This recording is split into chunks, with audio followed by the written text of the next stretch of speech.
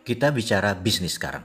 Sahabat kenal dengan istilah pain point. Benar, pain asal kata dari sakit yang di point, yang ditunjuk. Sederhananya arti terjemahan bebasnya, pain point adalah menunjukkan di mana tempat yang sakit. Dan dalam istilah bisnis ada yang namanya pain point. Pasti ada yang saat ini menggeleng-gelengkan kepala yang bisa diartikan belum tahu. Baik, kita lanjutkan. Proyek, bisnis, atau pekerjaan, kalau kita tidak bisa menemukan pain point yang tepat, itulah yang membuat sukses rate-nya rendah alias gagal atau lama. Sekali lagi, keterampilan menemukan pain point adalah kunci sukses. Bisnis bisa kembali modal dalam 5 tahun, bisa kembali dalam 1 tahun, atau bisnis bisa rugi, tidak pernah kembali modal hanya karena salah mengidentifikasikan pain point.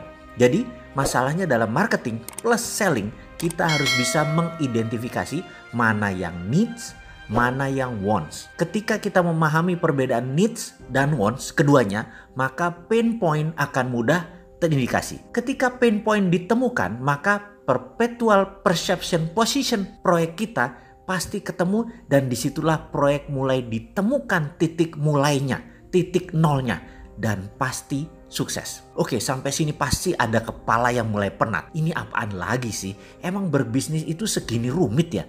Pantas hanya sedikit yang mau menjalankan. Nah, itu si engkoh-engkoh di pecinan gak belajar beginian, tapi pada jadi juragan kaya-kaya tuh. Pedagang kain orang Padang di Tanah Abang, juragan warteg Bahari Tegal, gak belajar beginian di kampungnya, rumahnya bersusun-susun, tingkat gedong semua kayak di Jakarta, mobilnya banyak, kaya semua, gak belajar beginian. Ada yang komentar begitu, dalam hati sih kayaknya. Sementara ada yang lain lagi, para mantan pejabat Pemda, mantan bupati, para mantan gubernur, mantan bos BUMN, mantan anggota DPRD, DPR, yang gajinya mungkin belasan juta tapi punya miliaran uang di kantong mereka, dan mereka gak ada tuh yang belajar beginian, tetap aja pada kaya-kaya.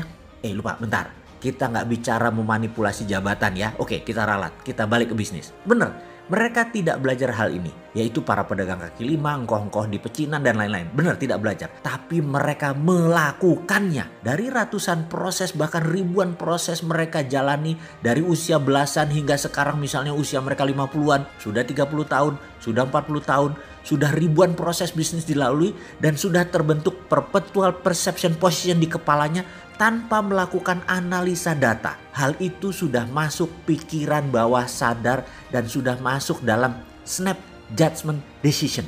Itu artinya mereka belajar juga, hanya secara tidak sadar dengan melalui perjalanan dan pengalaman hidup mereka. Seseorang dengan insight dalam tanda petik bisnis yang dalam tadi, jika melihat sebuah tempat usaha, dalam sekejap mereka bisa tahu, ini akan jadi besar, ini pasti gagal, ini bakalan hanya jalan di tempat. Matanya dengan cepat menemukan titik pain point. Otaknya dengan cepat menemukan di sini needs-nya. To make story short, wants atau keinginan itu adanya di pikiran atas sadar atau dikenal dengan istilah conscious mind. Needs atau kebutuhan berada di pikiran bawah sadar atau dikenal dengan sebutan subconscious mind. Kita semua tahu bahwa conscious mind itu memberikan kontribusi hanya 12%. Sementara subconscious mind memberikan 88% kontribusi kepada kehidupan. Namun subconscious punya kelemahan. Mereka tidak punya value, tidak punya perception. Jadi Anda harus mengenal apa itu subconscious, karena disinilah kunci sukses Anda. Maaf, data lengkapnya nonton aja di video Sadar Kaya Advance. Kita lanjut ya. Hubungannya dengan marketing plus selling jadinya apa? Keputusan membeli. Sekali lagi, ini huruf kapital nih. Keputusan wants, keinginan, bukan keputusan needs, kebutuhan. Begini contohnya needs, seseorang akan kebutuhannya dengan transportasi. Wants-nya ingin naik Mercy. Sekali lagi, needs tidak bisa diubah, wants bisa diubah. Jadi kebutuhannya akan transportasi tidak bisa diubah, tapi keinginannya naik Mercy bisa kita ubah. Gitu ya, harus diingat ya. Subconscious sulit diubah, conscious ikut angin. Selling itu conscious mind, marketing itu subconscious mind. Nah, mulai pening kan sekarang? Baik, sampai di sini pasti mulai nyambung dengan apa yang saya maksud di awal diskusi ini, yaitu pentingnya menemukan pain point, pentingnya mengidentifikasikan needs dan wants, di mana hasil akhirnya adalah membuat software perpetual perception position, yang mana hal ini harus diletakkan di bawah sadar seseorang agar dia bisa dan pasti menjadi sukses keputusan bisnisnya karena semua keputusan bisnisnya pasti benar. Sekali lagi, saya memberi ilustrasi. Needs, wants, pain point, perpetual perception position dalam sebuah pemahaman. Jadi semua pelajaran di awal kita ulang dalam sebuah pemahaman. Seseorang tinggal di Cibubur, kerja di Jakarta. Setiap hari dia bersama 2 juta manusia yang lain berangkat pagi hari. 2 jam sampai 3 jam sehari dia habiskan waktu di jalan untuk berangkat kerja. Kebutuhannya memindahkan dirinya dari rumah ke tempat kerja adalah masalah transportasi, itu adalah needs. Setiap hari dengan kendaraan umum dihabiskan waktu 2-3 jam. Maka memiliki kendaraan yang nyaman adalah wants-nya. Needs tidak bisa diubah meskipun dia pindah tempat kerja lainnya yang dekat dengan rumah. Dia tetap perlu transportasi dengan pilihan jalan kaki sekalipun. Wants-nya tetap saja ingin mobil Mercy. Pain point-nya di mana? Banyak sisi melihatnya.